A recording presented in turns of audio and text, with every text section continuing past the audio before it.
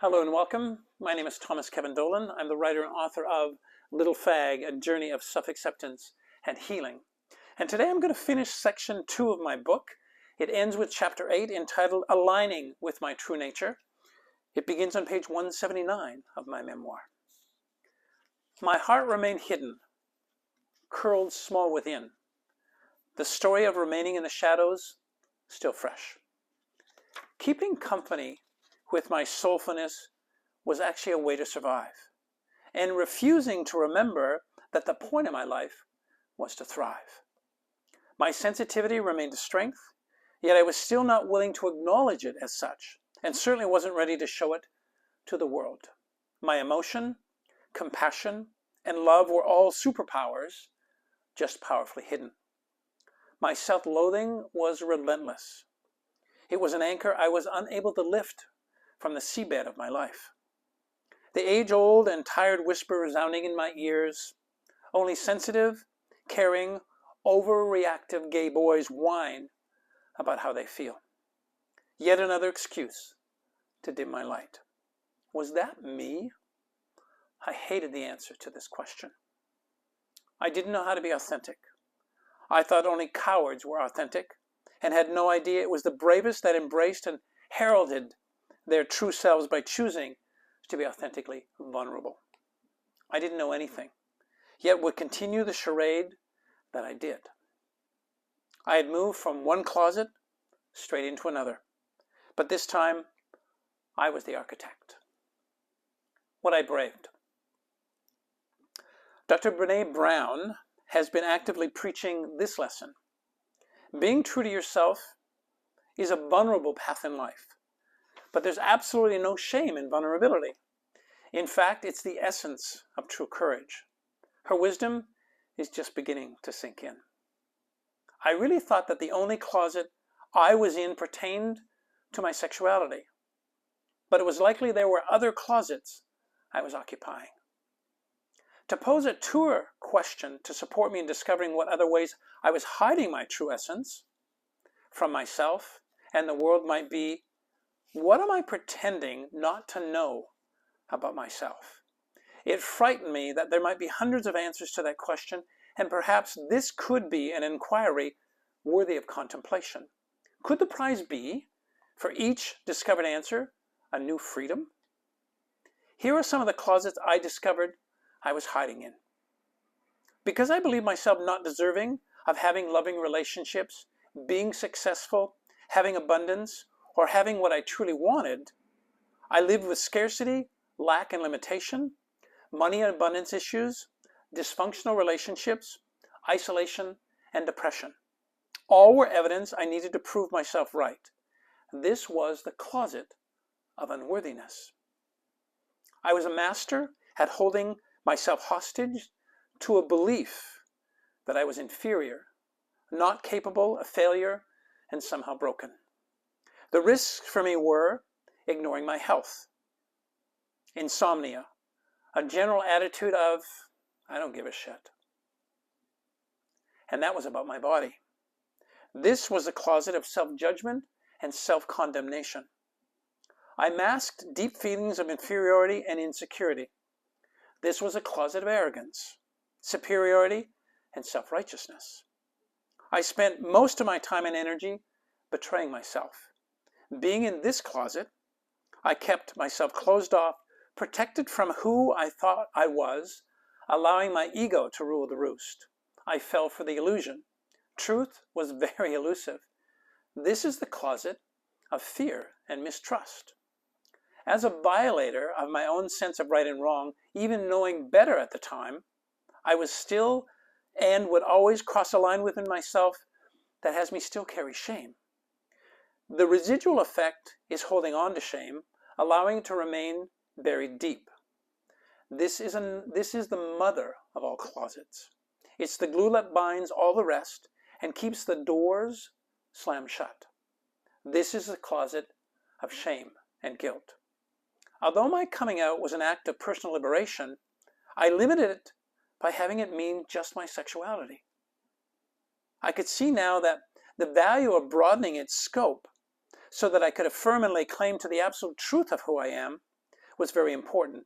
I'd add to it the acts of acceptance, forgiveness, and gratitude for the gift of my life and the courage to live it boldly, authentically, freely, and passionately in alignment with my highest good. Realizing that we are all connected, finding the vulnerability to lay claim to the truth of who I am, to claim personal liberation from all I allowed to bind me and to no longer hide in the closets of my own making. By coming out, maybe I inspired and empowered others to do the same. This is what I braved. For family members, friends, and even strangers, by choosing to be who I am, I like to think self-fully that I have set out ripples in their lives, inspiring others to be who they are. The unlearning. An imposter is a person who pretends to be someone else. The Latin root impostorium, impose upon or deceive, such was my life. I was never told, as a way to curb the fear I had for life and make a good impression, just be yourself. What that might have meant to me was, I think you are fine. You do not need to pretend to be someone else. It was encouragement I needed, but never received. I worried all the time about how to best behave and who to be while I was doing it. But even trying to behave in any particular way got in the way of having a good time.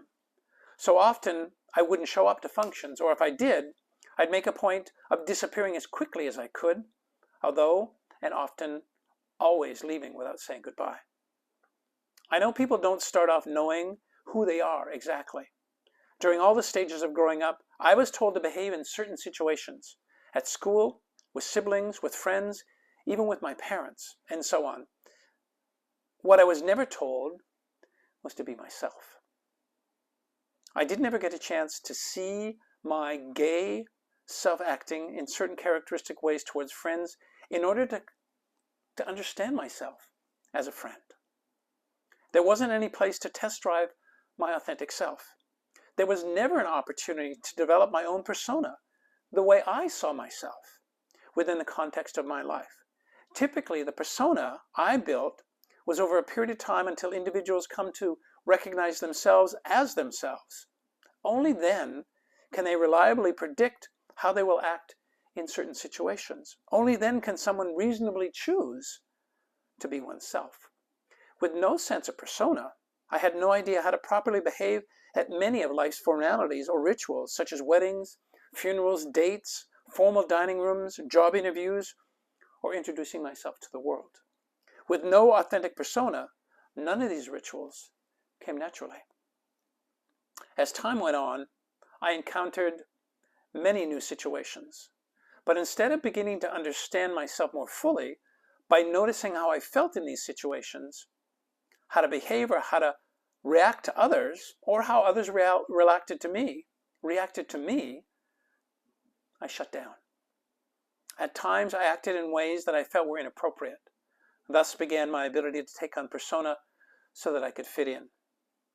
I hated it, and I hated myself. It became commonplace for me to try to present myself as if I were more than who I really was.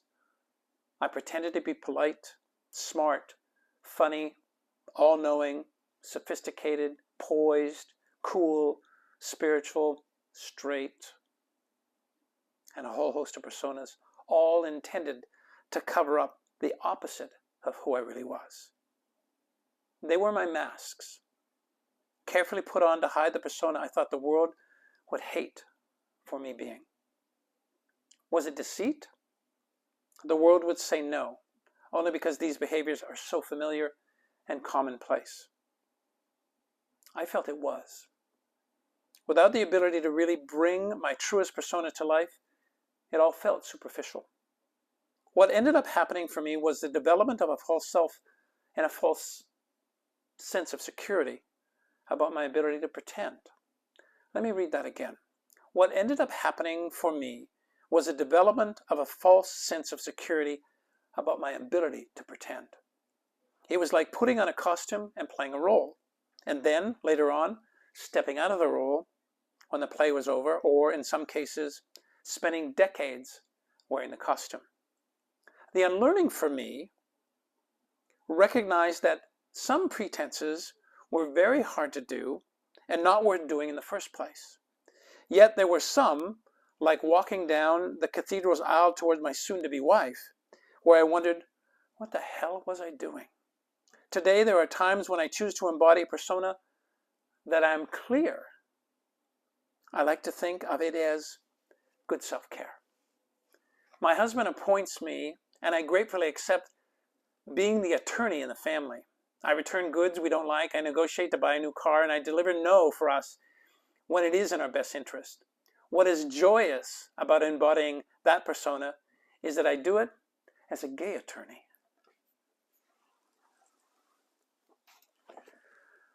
Oh, to muddle through life, being clear about who I was, right? Because remember, I came out to Mom when I was 3 years old. 3 years old is much lower than that. I came out to Mom when I was 3 years old. I don't want to be like my big brothers. And she would affirm that when I came out to her. Didn't you say to me on that cold kitchen floor that you didn't want to be like your big brothers? Was that you saying to me that you were gay? Yes, yes, yes. But this notion of being able to put on a mask, which interesting, my first round of studying to be an integrative coach was learning that, and it's from a Jungian psychological perspective. Yeah, I call Jung posit that we, in order to be accepted, will put on these masks. And I'll explain a few of them in a little bit and give you an example of those masks that I wore. But in this particular case, this idea of persona, being able to be somebody because I want you to love and like me, was way more evident. And of course, it just was one of the symptoms of hiding in the closet before coming out. But what I bumped into was a whole school of this. And in studying it and becoming an integrative coach, I learned that I wore so many different masks in my life. And certainly the biggest one I wore was a mask of pretending I was straight. And even after a year of not talking to my wife and then getting back together with her so that we could forgive each other, I asked her, did you at any point in time sense that I was gay? And she said, no, I had no idea. Right? My mother did. My mother-in-law did. But she said to me, you did it really well. And I did do it really well. Although I could see perhaps there were a few little dents in that mask that I wore that I kind of giggle at now, where I wondered why it is that more people didn't come to me to say, aren't you a fag? I think of all the roles that I took on that were more at that time lined up with who, right, my wife needed to be, or this role that women did, which of course is all bullshit. But yeah, I was the housekeeper. I made bread, right? I cooked the dinners. I ironed the clothes. I mean, you can see where I was going with all of this, right? And I think what was going on for me at the time was liking those roles, because remember the role I really wanted as a little gay boy was to be the housekeeper like my mom was. But if I told people I wanted to be that, my fear was they would figure out that I was gay. How ridiculous is that? Nonetheless, it was a great strategy and a great way for my little boy to take care of me. What I want to impart here is when I became aware of how I was consciously putting on masks, so kind of post coming out, now post 1988, I had no idea that there were still personas I was playing in my life that didn't allow the authentic part of me to show up. So when I began to get a sense that there were other closets that I built for myself and that I lived in them, and that the only one I really came out of initially in 1988 was related to my sexuality, that I would pronounce to the world that I was gay, I had no idea that the closets that I built were built by me. I was the architect, but more importantly, I would eventually move into learning what some of the other masks were. And I'm not going to be able to share all of them with you, but I might be able to point you to a resource a little bit later on in terms of where you might find out what those are. Anyways, Mr. Know-It-All. It was a mask I wore to make sure that the world didn't see that I didn't know much, right? Holier than thou. It was a mask I wear to have people think that I had it kind of spiritually figured out, right? I would wear the mask of people pleaser because I wanted to make sure when I did things for you, although you thought they were for you, they were really for me because I wanted you to love and like me. The mask of the imposter. Yeah, that goes along with the mask of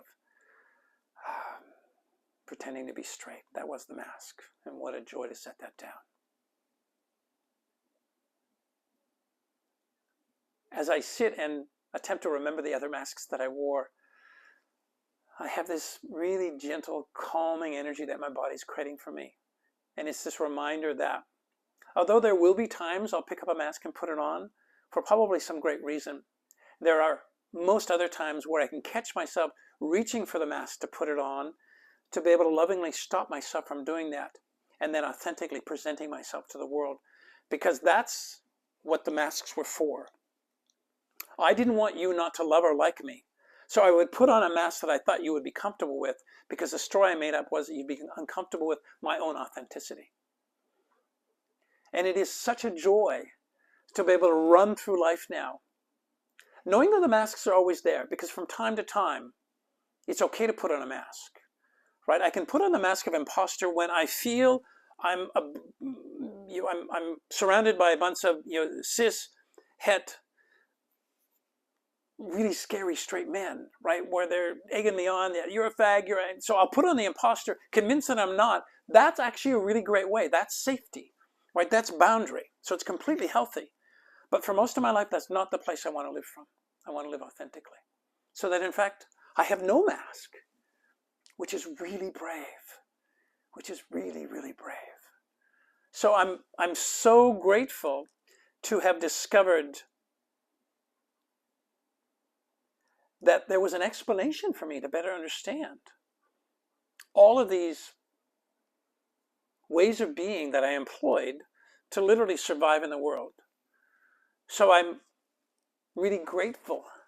I'm really grateful I made those choices, because they then taught me that I could actually move through life without putting any mask on at all. And it wouldn't matter whether I authentically showed up with you. It wouldn't matter to me whether you loved me or liked me. What was more important, because I liked me more, I loved me more, was that I got a chance to ultimately, and at some point in time, for the first time, authentically be me.